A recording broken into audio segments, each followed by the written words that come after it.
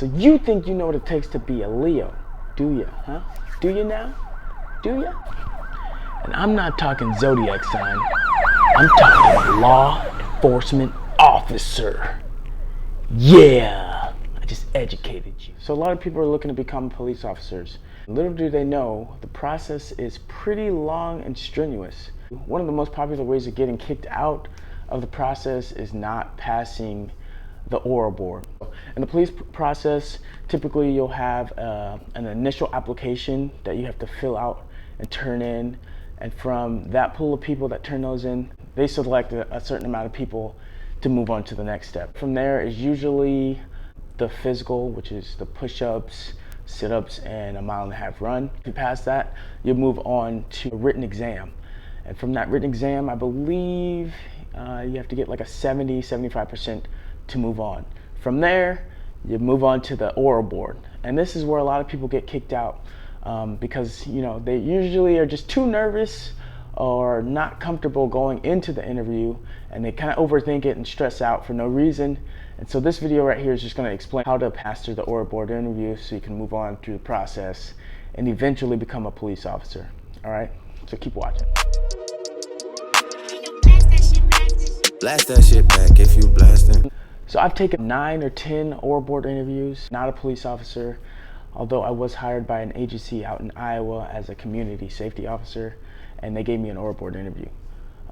I did apply to a bunch of departments, and every oral board interview I had, I did pass. My dad was a police officer as well, so he kind of helped me out when it came to passing the oral board. For you guys looking to become police officers in the future, maybe you're in the process now, my goal for you is just to be more confident and ready for the oral board interview after watching this video. Right now I'm just going to go through a list of tips that I believe is going to get you through the oral board interview. So tip number 1 is dress to impress. My dad always stressed this to me. You don't want to show up wearing anything like this. You want to be in a suit and tie. Females, you want to be business casual. This is going to be your first impression. Dress like this, going to pick up an application or drop off an application, going in to take the written exam. Tip number 2, keep eye contact. Make sure you make eye contact with them, especially when you're making a good point. You want them to feel how you're feeling. That's important.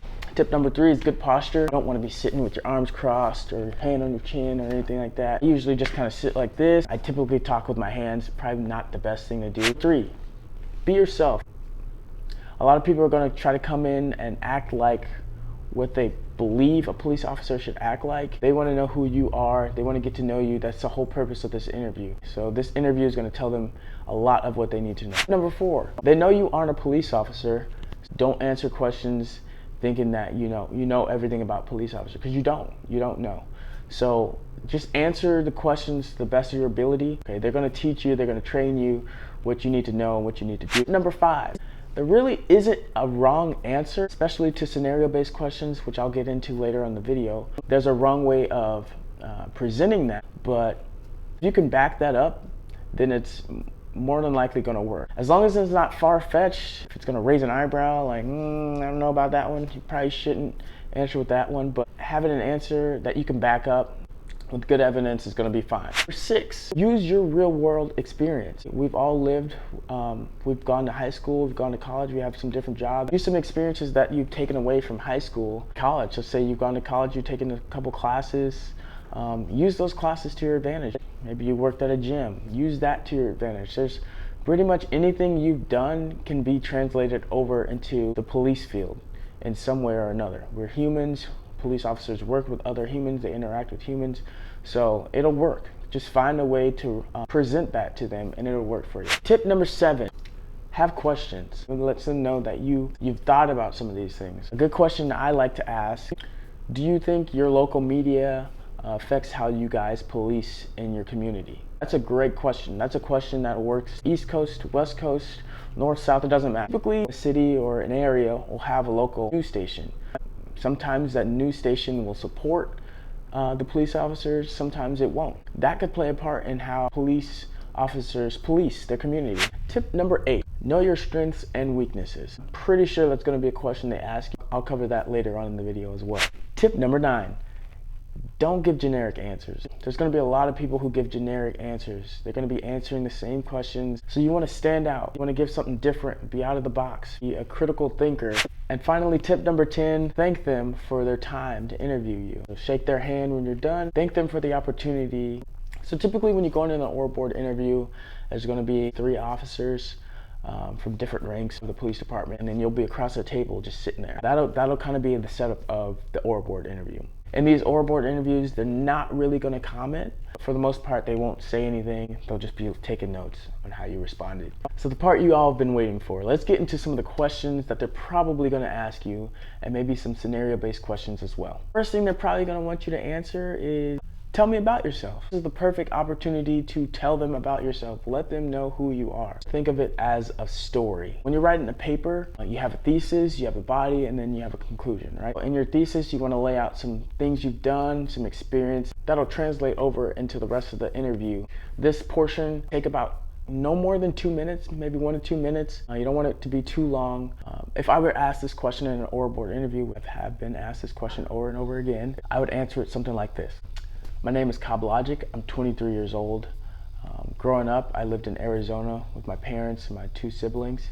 I played sports in high school. I wrestled and I played football, very active in the clubs. I watched my dad be a police officer all of my life. I saw how people responded to him. I knew from an early age that being a police officer is something I wanted to do. So I went off to college. I did a little bit more wrestling there. I got my bachelor's in sociology. I worked in different sectors of security and law enforcement, and I'm ready to get landed in a police department. Something like that. It just gives a brief overview of what you've done from an early childhood to your current day. The second question that they're probably going to ask you is, why do you want to be a cop? They want to know. So you gotta be willing to tell them. You don't want to have a traditional answer of because you get the bad guys off the street. Everyone's going to give that answer. You give something different. So if I were asked that question, I would give an answer similar to this. I want to be a cop because I know it's a great opportunity for me to bridge the gap between media and the community and police officers. A disconnect. So I feel like it'd be great for me to step in and bridge that gap. I'm a young guy, and soon enough I'll be wanting to start a family, and I feel like as a police officer I'll know exactly how to protect myself and my family from anything that were to happen. Those are just a few reasons why I would want to become a police officer. That's a pretty good answer, good response to that question. With all these questions, you want to follow up with the question that they asked you. I explained why I want to be a police officer, and then at the end I said, those are a few reasons why I would like to be a police officer. Another question they might ask you is, where do you see yourself within this police department 5 years from now? Now this is kind of different, kind of specific to the department that you're applying to, so you kind of want to do your research. To answer this question, it goes something like this. 5 years from now with this police department, I see myself working with a specialized unit, whether that's detectives, a SWAT team, or a K-9, a resource officer at a local high school, because blah, blah, blah, blah, blah. Just do your research, find out what kind of resources they have, what units they have, and go from there. Even if it's just patrol for 20 years. Have an idea in your mind and then be able to back that up. Another question they're probably going to ask, which I kind of touched on a little bit earlier, what are your strengths and weaknesses? They might ask you, give us 2 of your strengths, give us 2 weaknesses. So a lot of people can come up with strengths pretty easily, all right? But the weakness is where they find issues. In an oral board interview, you need to have some weaknesses. So if I were to answer this question, it goes something like this. My weakness, living in Arizona with a majority of the population speaking Spanish, I lack being able to speak fluent Spanish. It's going to be a barrier in communicating with some of the citizens who reside in Arizona who speak Spanish. Find a weakness, something like that. I wouldn't find a weakness where it would automatically disqualify you. It's like, I'm afraid of guns, I'm not really comfortable with guns or weapons, I'm not good with confrontation, I avoid confrontation at all costs. Stuff like that's gonna disqualify you. Look at the nature of being a police officer, you have to have a weapon, and a couple different weapons, and you have to be able to jump into confrontation and de-escalate. You wanna keep things like that in mind. Another question they might ask you is, what's a concern that you have about becoming a police officer? If I were asked this question, it would go something like this. We all know the media is pretty prevalent right now when it comes to policing and police action. The concern I would have is that my chief wouldn't back me up from training that we are taught on a daily basis to handle certain situations. So say it was an officer involved shooting, I had to draw my weapon and shoot to kill. It's time to face the media, and the chief kind of throws me under the bus saying that it wasn't the right call when that's what we've been trained to do. So that'd be one of my concerns, being hired and working in this field, not being backed by the training and the staff that taught me what to do. Another question they might ask you of a time where you had to handle a situation, okay?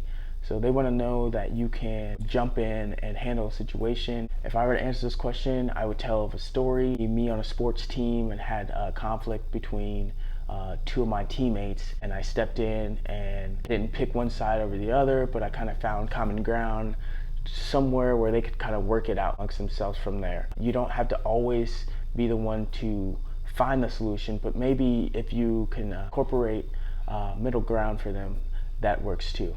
I hear sometimes this question is asked. You're at work, you're patrolling, and you pull someone over, and it's your mom. You pulled your mom over for speeding. Would you give her a ticket? If they're asking you this question, they're trying to determine your character. If you really sit down and think about this question, no one would give their mom a ticket, okay? That's just kind of far-fetched. Don't lie about this question. Say no. Explain why. Like, it's your family. You don't want to give them a ticket. You give them a warning. Kind of go into detail why you'd give them a warning.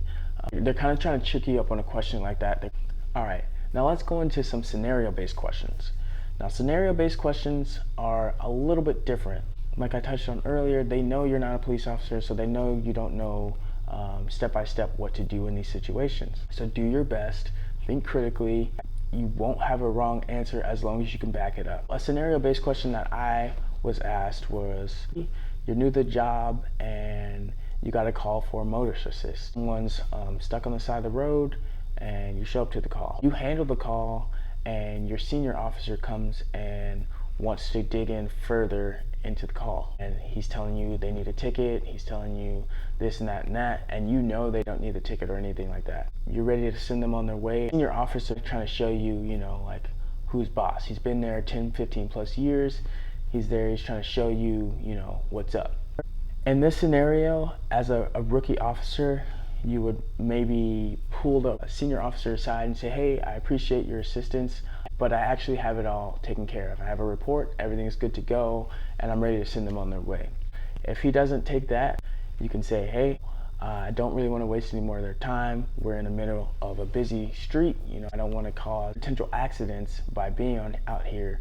So I really want to let them go. And I have the report, I have everything down on paper, we're good to go. If he still persists, maybe I would radio in and say, I just finished up the call, they're good to go. I'm sending these citizens on their way. Senior officer, blah, blah, blah, has an issue with that, but I'll document that in the report. And then if we need to have a discussion, me and the senior officer, we have a discussion. Maybe I'll even turn that over to someone higher up the ladder so we can sit down and have a conversation about that. It's letting them know that you're thinking, you're putting yourself in the citizen's shoes, you're putting yourself in the senior officer's shoes, and you're also documenting everything. You did what you had to do, you wrote a report, you let them go, you called in a dispatch so they know what's going on, and you're also going to make another effort to go up the chain of command to make sure it's handled.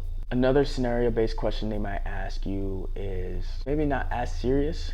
You're a rookie police officer, you're off duty at a grocery store. There's a lady who seems to be a foreigner at the register. She's taking quite a long time checking out and everything like that, and there's a lady behind her who's giving her a lot of grief for it. How would you respond to that? I would answer this question something like, I'm gonna assess the situation. I'm in line, I'm gonna react like anyone else in the line, keep to myself, not jump in and say, hey, I'm a police officer, you need to stop, that's wrong. If it continues, maybe I'll jump in and say, hey, clearly she's having some kind of issue with communicating back and forth, what she needs to do. Here, we're in a shopping store, we're all trying to get out of here as soon as possible. You being on her back, hassling her, isn't gonna get us out here sooner.